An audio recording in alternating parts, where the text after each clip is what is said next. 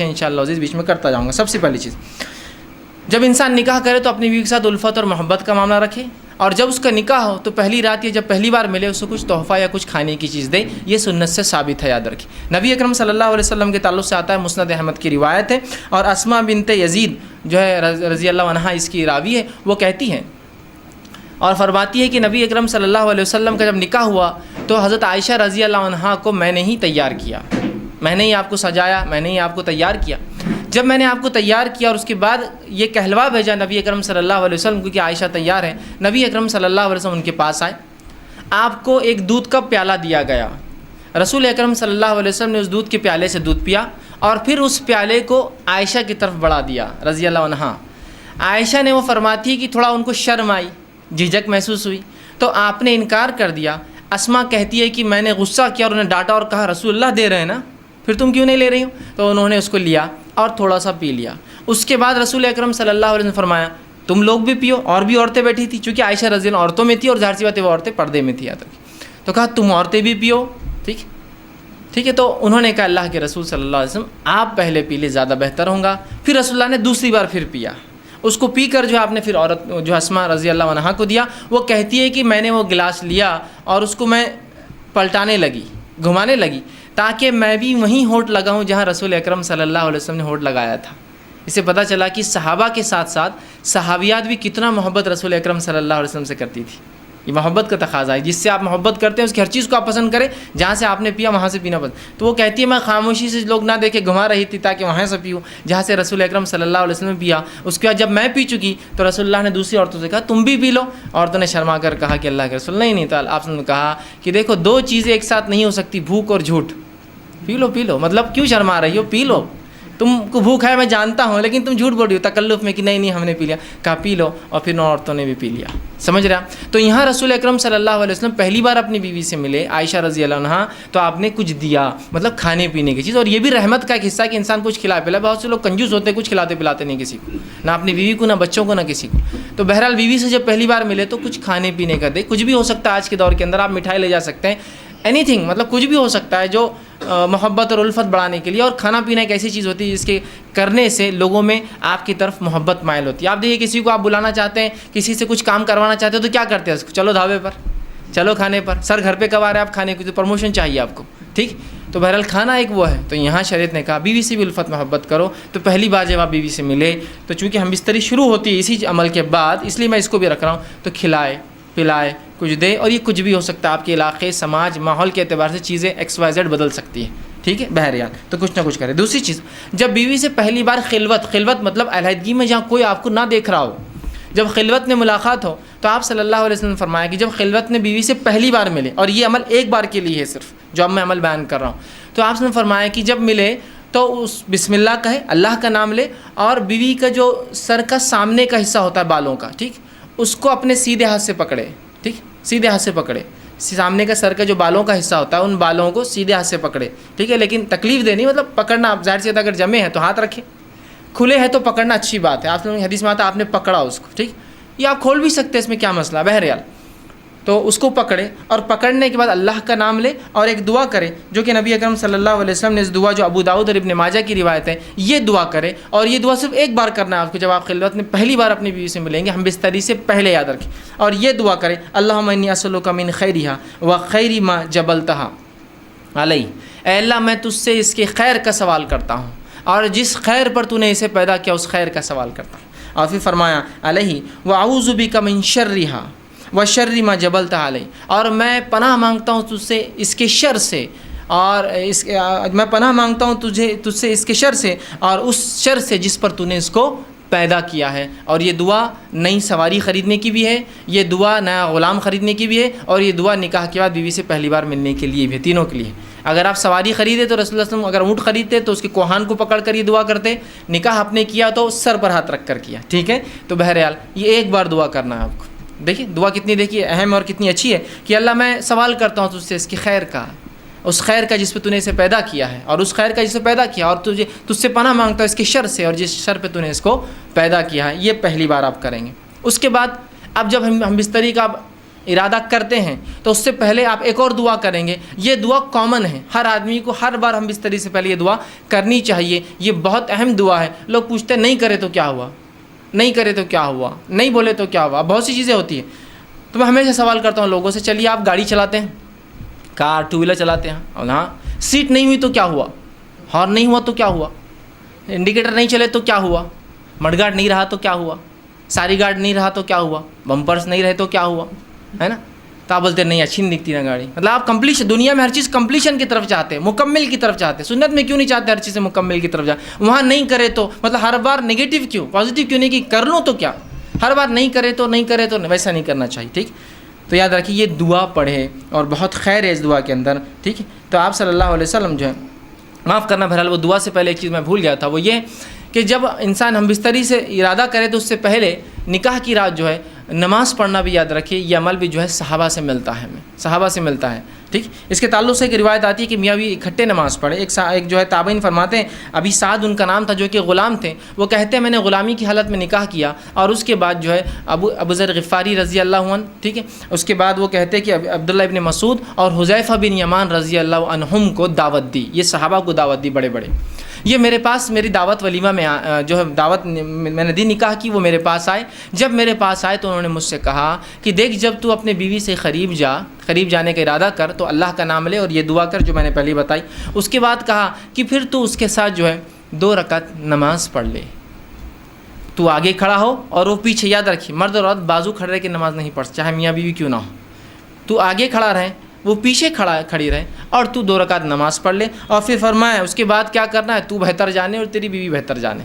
ٹھیک, مطلب ان کو ایک سے ایجوکیٹ کیا بیٹھے بیٹھے دعوت میں کہ جو ہے تم جو ہے 2 رکعت نماز پڑھو. تو صحابہ سے یہ عمل ملتا ہے, تو کوئی شخص چاہے تو یہ عمل بالکل وہ کر سکتا ہے. ٹھیک ہے, کہ وہ جو ہے 2 رکعت نماز پڑھ سکتا ہے. جب 2 رکعت نماز پڑھ لی بہرحال, تو اس کے بعد جو ہے اب ہم بستری کا وقت آیا. اگر وہ اس کا ارادہ کرتا ہے تو سب سے پہلے دعا کرے. یہ دعا بڑی مشہور اور معروف ہے, صحیح بخاری کی روایت ہے اور بہت ساری کتب حدیث میں آتی ہے. آپ کریں بسم اللہ, اللہ کا نام سے آپ شروع کریں. اللہم جنبنا الشیطان و جنب الشیطان ما رزقتنا.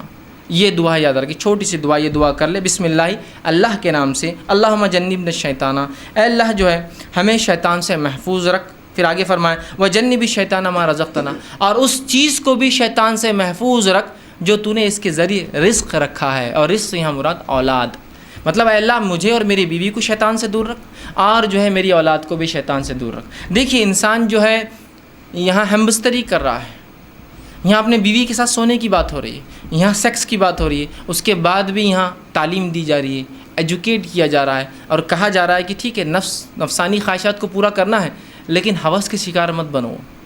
یہاں بھی اللہ کا نام لے کے شیطان سے پناہ مانگی جا رہی. دیکھیے اس عمل میں بھی کیسا پاکیزہ اور کیسا مطہرہ یہ دین ہے, یاد رکھیں. بہرحال اب یہ دعا آپ نے کی, ٹھیک ہے, اب دعا کے بعد آپ بستری کر سکتے ہیں. لیکن یہ بات بہت ضروری ہے جو ہمیں سمجھنا ہے کہ جب شریعت نے مرد کو اجازت دی نکاح کی اور عورت کے ساتھ ہم بستری کرنے کی, تو یہ اجازت کوئی حاکم اور محکوم والا رشتہ نہیں ہے, مالک اور غلام والا رشتہ نہیں.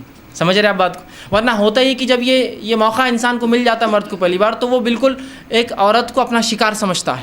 ہر آدمی ایسا نہیں ہوتا لیکن کچھ لوگ ہوتے ہیں ایسے. وہ سمجھتا ہے وہ شکار ہے اور میں آقا ہوں اور یہ غلام ہے, میں حاکم ہوں اور یہ میری محکوم ہے. ٹھیک, اور لہٰذا وہ اس پر ٹوٹ پڑتا ہے جانوروں کی طرح. اندازہ لگائیے ایک عورت کے ساتھ اگر آپ یہ سلوک کریں گے جو آپ کی بیوی اور زندگی پر رہنے والی, شریک حیات کہا جاتا ہے نا بیوی کو. شریک حیات مطلب لائف پارٹنر ہے آپ کی, پوری زندگی آپ کے ساتھ شریک رہیں گی. اور اگر پہلی رات آپ ساتھ یہ بدتمیزی کریں گے کہ آپ بتائیں گے کہ میں نے نکاح خالص صرف اپنی حوث کو پورا کرنا کیا. ٹھیک ہے, الفت اور محبت ایک چیز ہے, لو ایک چیز ہوتی ہے, کہ لسٹ ایک چیز ہوتی ہے انگلش کے اندر. اردو میں جیسے کہتے ہیں ایک محبت ہوتی ہے اور ایک حوث ہوتی ہے. تو ہمیں محبت کی اجازت ہے, حوث پوری نہیں کرنا ہے ہم کو. ہمیں جو لو کی اجازت ہے, ہم کو لسٹ نہیں. ٹھیک ہے, انسان ظاہر سی بات ہے وہی عمل کر رہا ہے جو لسٹ میں ہوتا ہے, لیکن اس میں محبت کے تقاضے کے ساتھ کہ یہ میرا اپوننٹ پارٹنر ہے, میری بیوی ہے, اس کے ساتھ زندگی گزارنا ہے. ٹھیک ہے, تو یہ بات بڑی اہم ہے سمجھنا ہمارے لیے. تو انسان جو ہے جب اپنی بیوی سے تعلقات قائم کرے تو اس کو حاکم اور محکوم اور ظالم اور مظلوم والا رشتہ نہ بنا دے, بلکہ اس کو محبت اور الفت والا معاملہ رکھے. اور ہم بستری سے پہلے جو باتیں ہم کو رسول اکرم صلی اللہ علیہ وسلم اور صحابہ کے آثار مطلب صحابہ کے عمل سے پتہ چلتی, وہ یہ ہے کہ یہ لوگ فور پلے کرتے, ہم بستری سے پہلے کچھ بیوی سے کھیلتے. اور ایک روایت میں رسول اللہ صلی اللہ علیہ وسلم کی اس بات کا کھلا اشارہ آپ نے فرمایا, جب ایک صحابیہ کہ اللہ کے رسول میں نے ایک عورت سے نکاح کیا لیکن یہ مطلقہ ہے, مطلب اس کی شادی ہو چکی ہے اور یہ جوان تھے صحابی.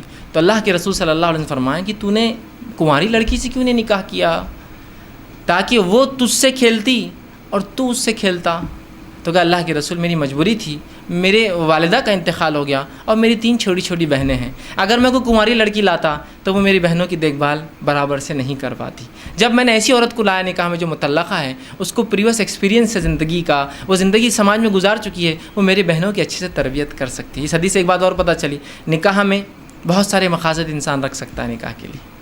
تو ایک مقصد یہ بھی تھا ان کا کہ محبت کے ساتھ ساتھ بچیوں کے لیے کچھ, میری بہنوں کے لیے کچھ ایسی عورت آ جائے جو میری ان کی بھابھی ہو لیکن ایک ماں جیسا ہو. تو ظاہر سی بات ہے ایک کنواری لڑکی یہ سب نہیں کر سکتی تھی, ٹھیک ہے. لیکن اس حدیث میں رسول اللہ نے جو فرمایا تو اس کے ساتھ کھیل اور وہ تیرے ساتھ کھیلے, تو یہ محبت جو ہے یہ ہم بستری سے پہلے انسان فور پلے کرے, کھیلے اس سے, مطلب اس کو راضی کرے اور منوائے اس عمل کے لیے. اس لیے کہ ہیومن بینگ جو انسان ہوتے ہیں وہ میکینیکل عمل نہیں کر سکتے. میکینیکل سمجھتے مشینیں ہوتی, مشینوں کا معاملہ ہوتا ہے کہ آپ نے جب بٹن دباؤ میکینیکلی شروع ہو جاتی, لیکن انسان جو ہوتے ہیں ویسے میکینیکل نہیں ہوتے. ان کو ذہنی تیار ہونا پڑتا ہے, پھر جسمانی فزیکل ریڈی ہونا پڑتا ہے, اس کے بعد انسان کچھ اعمال کر سکتا ہے. جیسے آپ کو کس سے ڈیل کرنا ہے کوئی انسان سے, تو بہت ساری باتیں ہوں گی, ملاقاتیں ہوں گی, ٹھیک ہے, اس کے بعد کوئی ڈیلنگ فائنل تک پہنچیں گے. سیم ویسی ہوتا ہے. تو اس بات کو ذہن میں رکھیں, اور بالخصوص پہلی رات میں تو آپ خاص طور سے اس کو یہ نہ کریں کہ ٹوٹ پڑنے کا معاملہ کرے, بلکہ سنت کو لحاظ رکھتے ہوئے, شریعت کا لحاظ رکھتے ہوئے, انسانی ذہنیتوں کا لحاظ رکھتے ہوئے, سامنے والے فریق کی, آپ کی بیوی کی عمر کا لحاظ بھی رکھ سکتے. ہو سکتا ہے کوئی انسان 40 سال کا اور نکاح 20 سال سے کیا ہو, جائز ہے بالکل. تو اب یہاں سمجھنا پڑے گا اس کی عمر کا تقاضا وہ کم ہے, تو ظاہر سی بات ہے سمجھ رہے ہیں آپ بات کو. یہ تمام چیزیں آپ جو ہے ذہن میں انسان رکھیں. تو فور پلے جس کو ہم کہتے ہیں کہ ہم بستری سے پہلے کچھ ایسی چیزیں جس سے انسان اس عمل کی طرف راغب ہو جو عمل اس کو اب کرنا ہے, جو کہ اللہ نے اس کے اوپر جائز قرار دیا اور وہ مباح ہے اس کے لیے کرنا, حلال ہے اس کے لیے کرنا, جس سے اپنے آپ کو تسکین دے سکتا, سکون حاصل اور اطمینان حاصل کر سکتا. سمجھ رہے آپ بات کو. تو فور پلے کی بڑی اہمیت ہے. اس کے اندر مختلف چیزیں ہو سکتی ہیں, انشاءاللہ آگے آئیں گا تو اس میں کچھ نہ کچھ پوائنٹس اس کے ڈسکس کرتا جاؤں گا, ٹھیک. تو فور پلے ہوگا اس سے پہلے کہ انسان تیار کرے اپنے فریق کو. دوسری چیز یہ کہ دونوں کا اس عمل کے لیے راضی ہونا ضروری ہے. ہم بستری کے لیے دونوں کا اس عمل کے لیے راضی ہونا ضروری, یاد رکھیے, اس لیے کہ یہ کوئی ون سائڈ معاملہ نہیں ہے. اور مرد کے راضی ہونا یہ بالکل واضح ہوتا ہے, لیکن عورت راضی ہے نہیں راضی ہے یہ واضح نہیں ہوتا ہے. مرد اس عمل کے لیے راضی ہے, وہ ظاہر ہے, اس کی جسمانی کیفیت اور اس کا جسمانی کیفیت اس کی اشارہ کر دیتی ہے کہ مرد تو راضی ہے اس عمل کے لیے, لیکن ظاہر سی بات ہے عورت کے اندر ایسی کوئی چیز نہیں ہے جس سے پتہ چل سکے کہ اس عمل کے لیے وہ راضی ہے. بات سمجھ رہے ہیں آپ میری, ٹھیک. تو ظاہر سی بات ہے دونوں کی رضامندی ضروری ہے. تو مرد راضی ہے عورت سمجھ سکتی ہے, لیکن عورت راضی ہے مرد سمجھ نہیں سکتا ہے, اس کے ظاہر سی بات ہے جسمانی اعتبار سے. تو اس کو اس معاملے میں تیار کرنا ہوگا, اس کو اس معاملے میں پوچھ سکتے ہیں آپ, اس کو اس معاملے میں اس کی بھی حامی لے سکتے ہیں آپ. اور حامی اس کا ہاں ہر بار زبان سے بولنا نہیں ہے, کچھ باتیں آپ سمجھ سکتے ہیں جس کہاں ہوتی ہیں, سمجھ رہے نا. انسان کی آنکھوں کے اشارے, جسمانی ہوا جس سے انسان سمجھ سکتا ہے کہ اس کا معنی ہاں ہے. اس معاملے میں خواتین سے میری بالخصوص درخواست یا نصیحت جو ہوگی وہ یہ ہے کہ بہت ساری عورتیں, مرد تو راضی ہے اس عمل کے لیے, پہلے دن کی بات, جب ہم عام بات کر رہے ہیں تو یہ بات یاد رکھیے, اور یہ ہمیشہ کے لیے عام اعتبار سے بھی اور اس دن کے لیے بھی خاص بھی, نکاح کے رات بھی اور اس کے بعد بھی, کہ عورتیں جو ہے اپنی رضامندی کا بھی اپنے شوہر سے اظہار کرے. اگر وہ یہ نہیں کرتی تو بہت ساری طلاق کی صرف یہ وجہ بنتی, یاد رکھیے, کہ وہ کہتا ہے کہ میری بیوی میں سے کبھی راضی نہیں, آج تک اس نے ایک بار بھی مجھ سے جو ہے محبت کی بات نہیں کہی یا محبت کے لیے خود راضی نہیں ہوئی. تو عورتوں کو بھی اس معاملے میں آگے حصہ لینا پڑے گا بڑھ کر, چونکہ یہ ایک ایسی چیز ہے جس میں صرف مرد شامل نہیں ہے. اگر عورت اپنا حصہ نہیں رکھیں گی تو مرد کے لیے, میں معاف کرنا الفاظ اگر میرے سخت لگ رہے ہو تو, لیکن سمجھیے اس بات کو, مرد کے لیے صرف آپ ایک کھلونا ہو جائیں گے, اس کے علاوہ آپ کی کوئی حیثیت نہیں باقی رہیں گی. حضرت رسول اللہ کیا فرما رہے ہیں کہ تو اس کنواری سے نکاح کرتا تو وہ تجھ سے کھیلے اور تو اس سے کھیلے. دیکھیے الفاظ غور کیجیے حدیث کی, دونوں کے لیے کہا, یہ نہیں کہا کہ تو اس سے کھیلے, وہ تجھ سے کھیلے اور تو اس سے کھیلے. تو یہاں رسول اللہ صلی اللہ علیہ وسلم اشارہ کر رہے ہیں کہ اگر کنواری ہوتی تو وہ تجھ سے کھیلتی, مطلب وہ ایک پارٹ بنتی اس گیم کا, وہ اس کھیل کے اندر تیری حصے دار بنتی, شریک بنتی. تو یہ باتیں, یہ بیاہی, اب دیکھیے بہت سی بار میں سمجھتا ہوں شوہر کے ساتھ کمرے میں رہ کے بھی آپ بیاہی کا سوچیں گے تب میں سمجھتا ہوں اب کوئی تقاضے باقی نہیں رہے.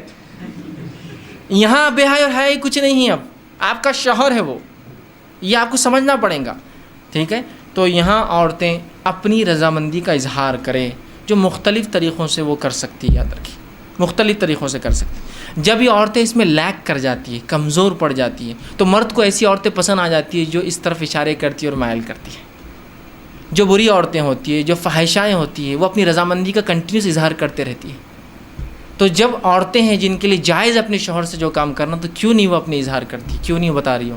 چونکہ مرد تراضی ہے، تیار ہے، اس کے جسمانی کیفیت سے پتہ چل جاتا ہے. عورت کو کیسے پتہ چلیں گے؟ اب تک کہ آپ نہیں بتائیں گی. اور اس میں کوئی حیا اور بے حیائی کا تقاضا نہیں. یاد رکھیے، یہ آپ کی محبت اور الفت ہے، اور اس کو کہیں گے محبت کی سب سے اونچائی. یاد رکھیے جو میاں اور بیوی کے بیچ میں ہوتی ہے. تو آپ بھی اپنی رضامندی کا ضرور جو اپنے شوہر سے اظہار کریں، ٹھیک ہے؟ ورنہ اکثر طلاقوں کی وجہ یہ بنتی ہے کہ بیوی، شوہر کا دعویٰ ہے کہ بیوی نے آج تک فلاں نہیں کیا، اور پھر وہ الزام لگاتا ہے اس کا سیکس کمزور ہے، یا اس کی قوت باہ اس میں نہیں ہے، اور فلاں نہیں ہے، اور فلاں نہیں ہے. تو وہ سب طرف کیوں جا رہے ہیں؟ شریعت نے آپ کو بتا دیا، رسول اللہ صلی اللہ علیہ وسلم کہہ رہے ہیں. اور ظاہر سی بات ہے، ہر چیز کھول کر بیان کرنا ضروری نہیں. کیا اتنا کافی نہیں تو اس سے کھیلے اور وہ تجھ سے کھیلے؟ اتنا کافی نہیں ہے ہمارے لیے سمجھنا؟ کیا اور وضاحت چاہتے ہیں آپ پوری چیز؟ کیا پورا پکچر دکھانا چاہتے ہیں؟ کیا یہ بتائے تو ہم کو سمجھ میں آئیں گے؟ نہیں، اشارہ کافی ہوتا ہے. اور مومن کے لیے تو اشارے بہت زیادہ کافی ہوتے ہیں. عقل مند کو اشارہ کافی ہوتا ہے. لوگ کہتے ہیں، میں کہتا ہر مومن عقل مند ہوتا ہے، اور اس کو اپنے نبی اور شریعت کے ہر اشارے کافی ہو جاتے ہیں، وہ سمجھ جاتا ہے باقی کیا ہے. تو عورتوں کو بھی اشارہ اس حدیث کے اندر. بہرحال آگے بڑھیے. اب انسان جو ہے جمع کیسے کرے، یہ تو پہلے کا ہوا، اور کچھ باتیں نکاح کے لیے خاص اور کچھ عام تھی. اب نکاح کی رات بھی ہو سکتی ہے اس میں انوالو، اور ادر زندگی کا اور حصہ جہاں میاں بیوی ہم بستری کرنا چاہتے. اب جمع کیسے کرے؟ جمع سے مراد، جب میں الفاظ کہہ رہا ہوں تو شرمگاہ کا جمع ہونا اور ملنا اس سے مراد ہے میرا. یاد رکھیے، ٹھیک ہے؟ کہ انسان اسے اب جمع کیسے کرے. اس کے تعلق سے بہت ساری غلط فہمیاں ہوتی ہیں. انشاءاللہ آج اس کے ازالے کرنے کی کوشش کروں گا. اب انسان اپنی بیوی سے کیسے جمع کر سکتا ہے؟ آئیے اللہ رب العزت کا جواب اپنی کتاب، اس کی کتاب میں جو اس نے دیا، اس سے ہم شروع کرتے ہیں. اللہ رب العزت فرماتا اور کہتا ہے، سورہ بقرہ سورہ نمبر 2 آیت نمبر 223، اور فرماتا ہے، نساء حرث لکم فأتوا حرثکم ان شئتم. کہ اللہ فرماتا اور کہتا ہے، تمہاری عورتیں تمہارے لیے کھیتیاں ہیں، اور تم جس طرح سے چاہو اپنی کھیتیوں میں آؤ.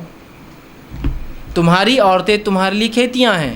جیسا ایک کسان اپنے کھیت میں بیج ڈالتا ہے تاکہ اس سے فصلیں نکلے، تو تمہاری بیویاں تمہاری اولادوں کے پیدا ہونے کی وجہ ہے نا. اس کے بغیر کیسا ہوں گا؟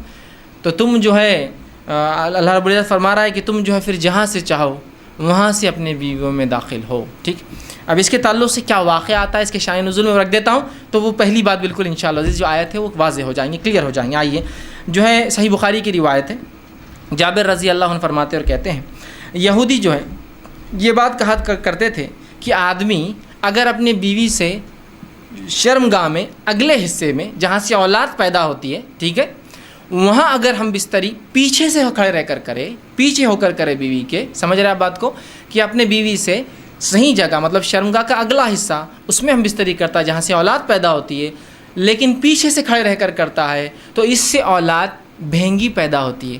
مطلب آنکھیں اس کی سکوئن جس کو کہتے ہیں، مطلب آنکھ ڈھلتی ہوئی یا دونوں آنکھ ڈھلتی ہوئی ہوتی ہے نا، بھانگا جس کو عام زبان میں کہتے ہیں، ٹھیک ہے، یہ بھینگا جس کو بولتے ہیں، تو ویسا پیدا ہوتا ہے.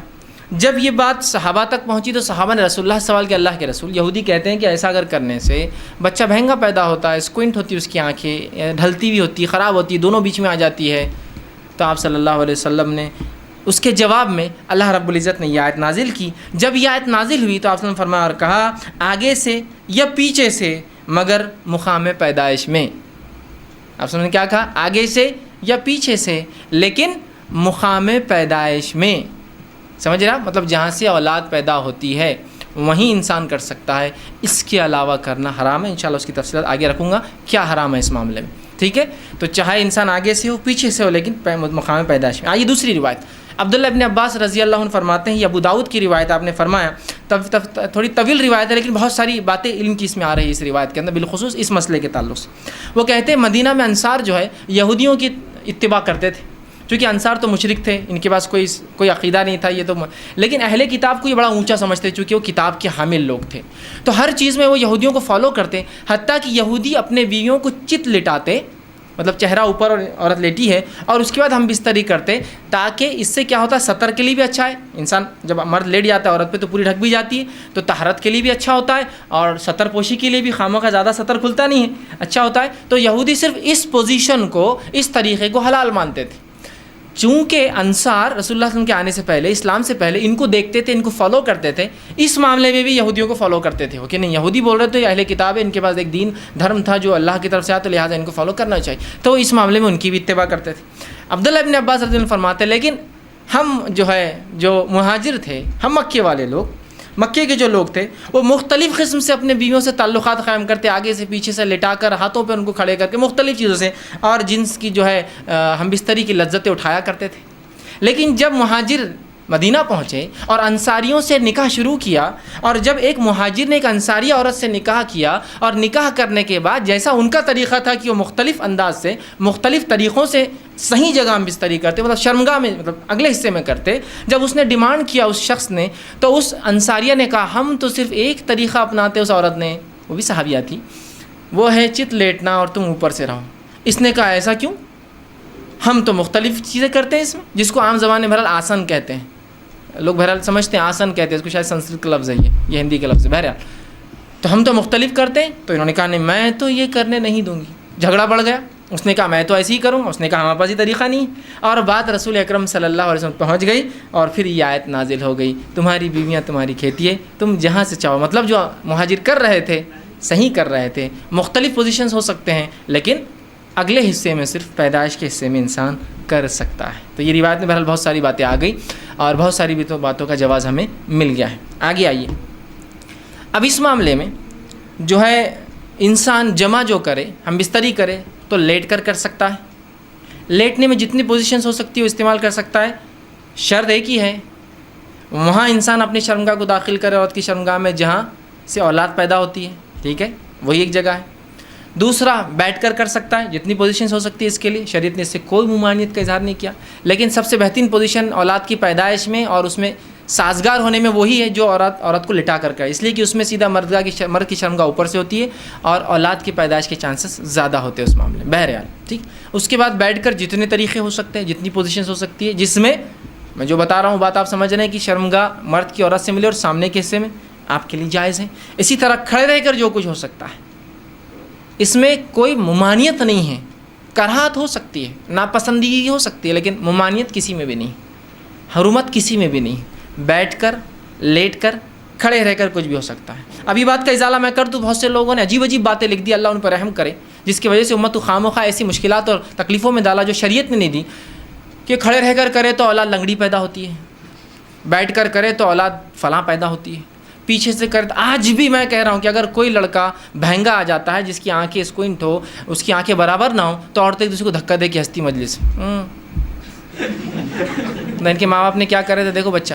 آج بھی میں کہہ رہا ہوں، کیسی عجیب بات ہے، شریعت کلیریفیکیشن دے رہی ہے، قرآنی آیتیں نازل ہو رہی ہے، اور اس کے بعد بھی کہ ہماری اب عقلوں کا کیا بھائی، علم کی کمی ہی یہ سب چیزوں کی وجہ ہے۔ لا علمی جو نقصان پہنچاتی ہے نا، وہ کوئی چیز، کوئی ہتھیار، کوئی دشمن آپ کو جو نقصان نہیں پہنچائیں گے نا، آپ کی اور ہماری لا علمی اسلام کے تعلق سے نقصان پہنچاتی ہے۔ بہرحال تو کوئی بھی پوزیشن اختیار کر سکتے، کوئی ممانعت کسی بھی پوزیشن کی ثابت نہیں ہے، ٹھیک۔ اسی طرح سیکنڈ چیز، ہم بستری کے اندر بیوی کو چومنا اور بوسہ لینا جسم کے ہر حصے کو جائز ہے، سوائے شرمگاہ کو چھوڑ کر۔ یہ معاملہ عورت کے لیے بھی مرد کے لیے ہے۔ بیوی کو چومنا یا شوہر کو چومنا، بیوی کو بوسہ لینا یا شوہر کا بوسہ لینا تمام جسم پر جائز ہے، سوائے شرمگاہ چھوڑ کر۔ سمجھ رہا؟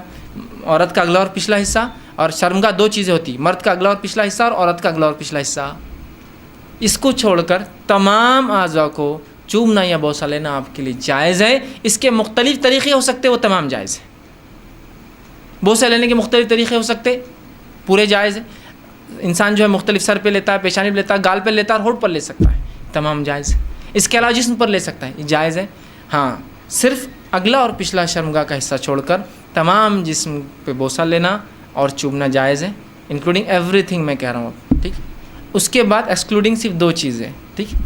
اس کے بعد دوسری جو غلط فہمی ہوتی ہے، لوگ سوال کرتے ہیں، وہ یہ ہے کیا میاں بیوی ایک دوسرے کے جسم کو تمام حصوں کو ہاتھ لگا سکتے ہیں؟ تو ہاں، میاں اور بیوی اپنے جسم کے تمام حصوں کو ہاتھ لگا سکتے ہیں، انکلوڈنگ ملا کر اپنی شرمگاہ کا اگلا اور پچھلا حصہ۔ چومنے میں نہیں یاد رکھے، لیکن ہاتھ لگانے میں اجازت ہے۔ اسی طرح میاں اور بیوی اپنے جسم کے تمام حصوں کو دیکھ سکتے ہیں، انکلوڈنگ اگلا اور پچھلا حصہ شرمگاہ کا۔ کوئی نہ دیکھنا چاہے اس کا اپنا مسئلہ ہے، اس کی اپنی طہارت میں اس کا اعلیٰ مقام ہے، لیکن اسی کوئی حرمت اور کراہت ثابت نہیں ہے، یاد رکھیے۔ اس لیے کہ آپ سے سوال ہو اللہ کے رسول، ہم نے بیویوں کا کیا دیکھے اور کیا نہ دیکھے؟ تو کہا تم اپنے بیویوں کا سب کچھ دیکھ، اپنے بیویوں اور لونڈیوں کا جو چاہو سب کچھ تم دیکھ سکتے ہو۔ تو حدیث نے کھلی آپ کو اجازت دے رکھی ہے۔ چومنے کے معاملے میں 2 اعضاء 2 حصے چھوڑ کر آپ کو تمام اجازت ہے، چھونے کے معاملے میں تمام اعضاء اور دیکھنے کے معاملے میں تمام اعضاء۔ یہ بات اس لیے کہہ رہا ہوں کہ بہت سے لوگوں نے پتہ نہیں ایسی باتیں کہہ دی، اللہ رحم کرے کہاں سے لائے مجھے نہیں پتا، کہ اگر بیوی کی شرمگاہ دیکھی تو اولاد بگڑی بھی پیدا ہوتی ہے۔ ارے اللہ، تو کیسے ریسٹرکشنز ہم دے رہے ہیں جو ریسٹرکشن شریعت کے نہیں ہیں؟ کیسے، مطلب سوچیے نا آپ، کیسی عقل کام نہیں کرتی کہ ایسے کیسے ریسٹرکشن ہو سکتے ہیں؟ ٹھیک، تو لہٰذا اس بات کے تعلق سے لوگ بہت سوال کرتے ہیں، میں نے اس کا کلیریفیکیشن پورا بہرحال سوال کے تعلق سے دے دیا۔ دونوں ہی چیزیں یاد رکھی، صرف بوسہ لینا اور چومنے کے علاوہ چھونے کے معاملے میں اور دیکھنے کے معاملے میں میاں اور بیوی کمپلیٹ رائٹ ہے، کمپلیٹ حق ہے، وہ جو چاہے اس معاملے میں کر سکتے ہیں، یاد رکھیے۔ ٹھیک، اب آئیے اس معاملے میں ہم بستری میں منائی کس چیز سے ہے وہ بھی دیکھ لیں، اور افضل کب اور کہاں اور کیسے ہے، ٹھیک، وہ بھی ایک دیکھ لیتے ہیں۔ آئیے آگے بڑھیے۔ تو اس معاملے ہم بستری میں دبر پیچھے سے، مطلب شرمگاہ کے پچھلے حصے میں عورت کے داخل ہونا حرام ہے، جس کو عام زبان میں کہیں گے پیخانے کی جگہ۔ ٹھیک، عورتوں کے جو شرمگاہ ہوتی ہے وہ مردوں کے مقابلے میں مختلف ہوتی ہے اس معاملے میں کہ مرد کی شرمگاہ کا ایک ہی حصے سے پیشاب بھی نکلتا ہے اور منی بھی نکلتا ہے، لیکن عورتیں مختلف، تو عورتوں کے پیشاب کی جگہ الگ ہوتی ہے اور شرمگاہ الگ، جہاں اولاد پیدا ہوتی ہے وہ جگہ الگ ہوتی ہے، اور پیخانے کی جگہ الگ ہوتی ہے۔ تو مردوں میں 2 ہی حصے ہیں جہاں سے نکلتا، عورتوں میں 3 ہوتے ہیں، یاد رکھیے۔ تو یاد رکھیے مرد کے لیے عورت کی جو ہے شرمگاہ کے علاوہ کوئی بھی عمل کرنا درست نہیں، اور بالخصوص دبر کی تو حرمت شریعت نے اتنی سخت ثابت کی۔ مسند احمد کی روایت ہے، جو ہے ام سلمہ رضی اللہ عنہ فرماتی ہیں، جب مہاجرین انصار کے پاس مدینہ آئے تو ان کی عورتوں سے جو ہے شادیاں رچائی۔ مہاجر عورتوں کو زمین پر لٹا کر یا ان کے ہاتھ کو زمین پر رکھ کر گھٹنوں کے بل ان کو کر جمع کرتے تھے، فائدہ اٹھاتے تھے۔ مہاجرین میں سے ایک آدمی نے انصار کی عورت سے نکاح کر لیا اور ارادہ کیا کہ ویسے ہی کام کرے جیسا وہ ان کے پاس چلن تھا کرے، تو اس نے انکار کر دیا اور کہا جب تک رسول اکرم صلی اللہ علیہ وسلم پوچھ کر نہیں آؤں گی عمل نہیں کرنے دوں گی۔ اس نے کہا ٹھیک ہے، جا پوچھ کر آ جا۔ وہ عورت صبح ہونے کے بعد رسول اکرم صلی اللہ علیہ وسلم کے پاس پہنچی، جب خدمت میں پہنچی تو بڑی شرم آئی، کیسے پوچھوں کیسے پوچھوں۔ تو ام سلمہ رضی اللہ عنہا جو آپ کی بیوی تھی، ان سے کہا کہ ذرا آپ رسول اللہ سے پوچھ دیجئے نا کہ یہ عمل کیا جائز ہے۔ تو آپ صلی اللہ علیہ وسلم نے یہ آیت پڑھی جو آیت نازل ہوئی تھی سورہ بقرہ کی، میں نے پہلے لکھ دی، نساؤکم حرث لکم فاتوا حرثکم انا شئتم، تمہاری بیویاں تمہاری کھیتی ہے، جہاں سے چاہو داخل ہو جاؤ، جو ہے، اور وہ آگے اللہ کے رسول نہیں مگر ایک ہی جگہ مقام پیدائش کا داخل ہو، لیکن نہیں مگر ایک ہی جگہ مقام پیدائش۔ تو اس سے پتہ چلا دبر میں داخل ہونا، پیخانے کی جگہ یا انال سیکس جس کو کہتے ہیں، شریعت میں حرام ہے، اور اتنا سخت حرام ہے کہ اس کی حرمت کے تعلق سے 3 ہی حدیثیں رکھتا ہوں آپ کے سامنے۔ پہلی حدیث آپ سے فرماتے، ترمذی اور ابن حبان کی روایت، آپ نے فرمایا اور کہا اللہ تعالیٰ ایسے آدمی کی طرف نہیں دیکھیں گا یا دیکھنا گوارا نہیں کرے گا جو اپنے بیویوں سے دبر میں جمع کرتا تھا، پیخانے کی جگہ جو ہے جمع کرتا تھا، اس کی طرف دیکھنے والا نہیں اللہ قیامت دن۔ اور اللہ کا نہیں دیکھنا مطلب اللہ کا رحم نہیں کرنا۔ دوسری روایت ابو داؤد کی روایت، آپ سے فرماتے وہ آدمی ملعون ہے، اللہ کے نزدیک لعنتی ہے، فرشتوں کے نزدیک لعنتی ہے، انسانوں کے نزدیک لعنتی ہے، جو فرماتے ہیں جو محاش یعنی دبر میں عورت کے داخل ہو۔